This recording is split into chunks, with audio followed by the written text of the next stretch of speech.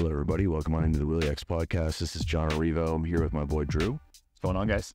And we're here to talk about Drew's dog treat company, as well as some marketing and how Drew is going to help us get to the next phase of our journey when it comes to maybe things that we're going to need from a marketing perspective that we could show to potential investors or to interested vendors that are looking to partner with us. So, Drew, what's your background in marketing, by the way? Give us a synopsis of that first. Tell us what it is that you kind of do in marketing specifically.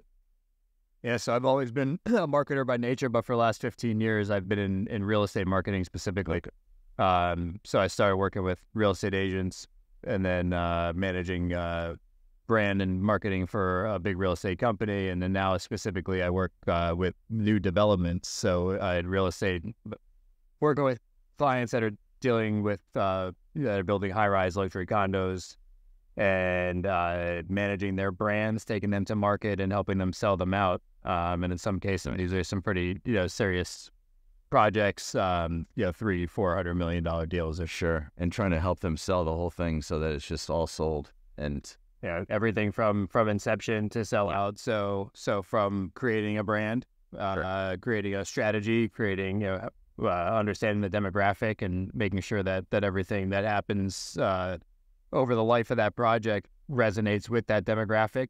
Got it. And ultimately handing them over to my sales team to convert them and sign contracts. Okay. And then next, you also have a dog treat company. And how did that actually end up happening, and why are you currently doing that right now? Yeah, so we've got a dog treat company, Allfeast, and with a couple buddies of mine. Started as a t-shirt company, which is another story, but ultimately morphed into a premium product in terms of ingredients and process.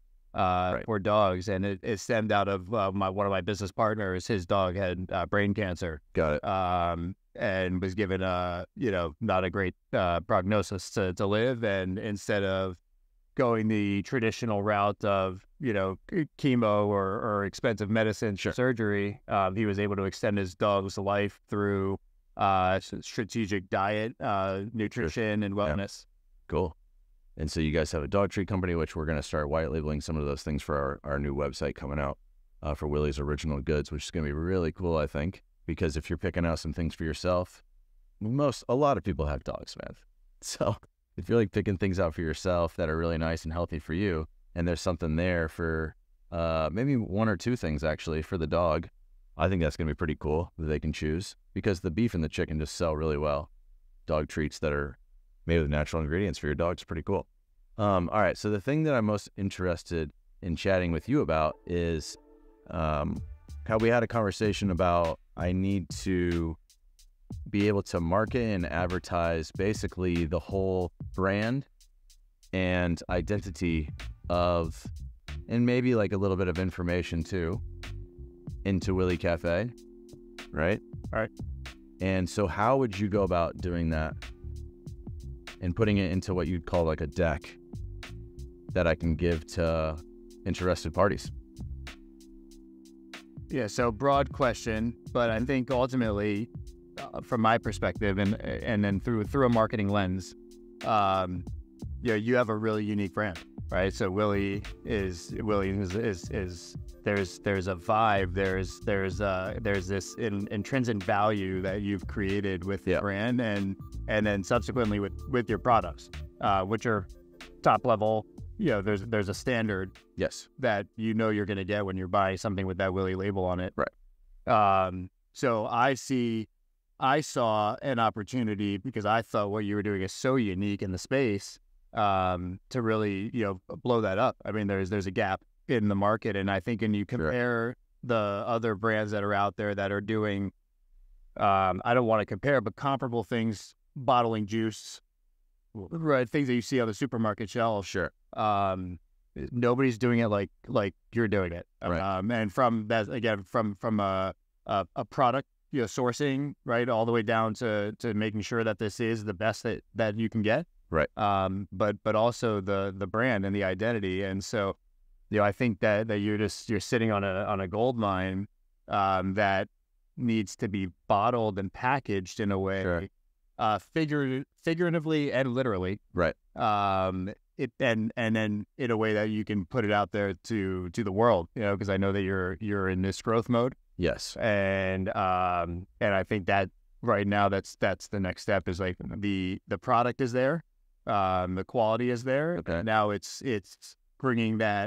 injecting that brand and that identity into your product. So for somebody who's not able to come into your physical location in Boynton Beach, that they still get that same feeling as if they're walking in the door. Of course. And so you're just kind of saying this is something that maybe it's across a couple different mediums too. So it's like a deck that is a PDF deck that you can then send, or an interactive deck that you can send to interested parties. But also maybe there is like a video too that's been made, also like same colors and same branding for the deck, right? So that it's like, scan the code, go to the video or whatever.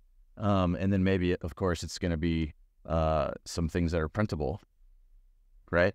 I think it's a combination of all sorts of things. But at the end of the day, the first thing is really identifying that offering. And and again, I mean, there's so many. We talked recently and kind of tackled a whole bunch of different topics that all revolve around growth of your brand and your company. Yes. But there's so many different channels that all have to align and strategically be in place for that holistic, success in the end. Right. Exactly. So I would say it's something that I've never really, to be quite honest with you, thought about until you brought it up the other day when we were chatting. And I totally agree. And as long as you're able to show, of course, the numbers that you need to show that also align with the deck that you're making, because I think that the numbers are obviously very important too, then that's the moment when it's time to like make it. So I think that we're potentially experiencing that moment. And so, we're 7 years into, I think, the company's inception, and then another 3 years and change into the retail. So it's like, it feels like it's time to like maybe organize our thoughts a little bit into what's happening. And I honestly wouldn't even have thought about it until somebody that's actually in marketing kind of says something to me. It's like, okay, it's time to maybe think about doing this. So, okay. Also from the perspective of white labeling, what is, do you think going to be one of the most important things for us to get organized on when it comes to how we're going to try to white label your product with our branding and still have a nice looking product, always the same, so that we can deliver it to the customer every time, the beef, the chicken, perfectly. What do you think is going to be our toughest like hurdle for that? So can we circle back? Can I backtrack for one second? Yes, for sure. So I think it's interesting, how do we get to that spot of white labeling? Okay. And so as a marketing guy, as a brand guy, as someone that, believes in or is passionate about creating a brand and identity, taking it to the market, right? Sure. And then finding success in it. So we move a lot of our Allfeast product out of your store, but I'm looking around, I'm looking on the shelves as I'm standing in there, as I'm waiting for a sandwich or whatever it is, as I'm hanging out talking to you, and even my own product felt out of place in your store, because Willy's does have, like I said, this intrinsic value. There's a vibe, there's this aura, there's an essence, however you want to put it. And so I just was standing there one day and I said, yeah, what if we just took our treats, or maybe even, customize them, gave John a custom, ingredient, a formula, right, specific to him and his brand. But what if we package them with the Willy's brand on them? And it would be so selfishly stepping aside and saying, okay, you know what? I want my brand to succeed. I want Allfeast to succeed, but I think there's more value in working with you from that white label perspective. So initially the idea came by saying, hey, our product almost feels out of place in your store. How do we make it? How do we align? And then that's when I came to you and asked, hey, would you be open to this for sure. white label concept? Well, I was already thinking that way. We were already like going down that path. Which I didn't know at the time, right? So that other product. But we were very aligned on that. Yeah, which is great. And so I think it's going to be fun to see how we can make maybe both of us together. I think it's now going to become a partnership. And so we're in sales together, really.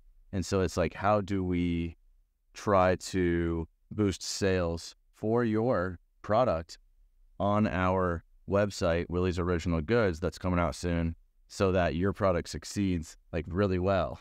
Right. And I'm every time we're in a position now where spit it however you want, but if I win, you win. If you win, I win. Absolutely. Right. And so for me, having that's where selfishly stepping aside and having our name on the bag doesn't make a difference, because if we're moving our product, we're moving product. Yeah. And if we're doing it with your label on it, you're growing your brand. Well, what it's coming down to for me, what I'm really starting to understand more is it's the catalog, how all these products are actually working together to bring in different customers that are going to want one product and another customer is going to want another product, and it's going to bring them there, and then they see the nice dog treats. I have a dog. My dog's with me right now, and we've been handing out those dog treats, man, and the beef is the big winner, of course, and we know that chicken's the winner as well. So that's what we're going to go with. I think that's what's also becoming a little bit about our identity, is just keeping things as simple as possible, man. Given one or two options, minimum ingredients, and really nice and high quality. And I feel like that's becoming the identity. All right. So a little bit less is more, a little bit. And so it's getting really exciting. I can't wait to see how the dog treats do on the website. This is Drew. He's with Allfeast. I'm John, Willy Cafe. We'll see you guys very soon. Thanks for watching.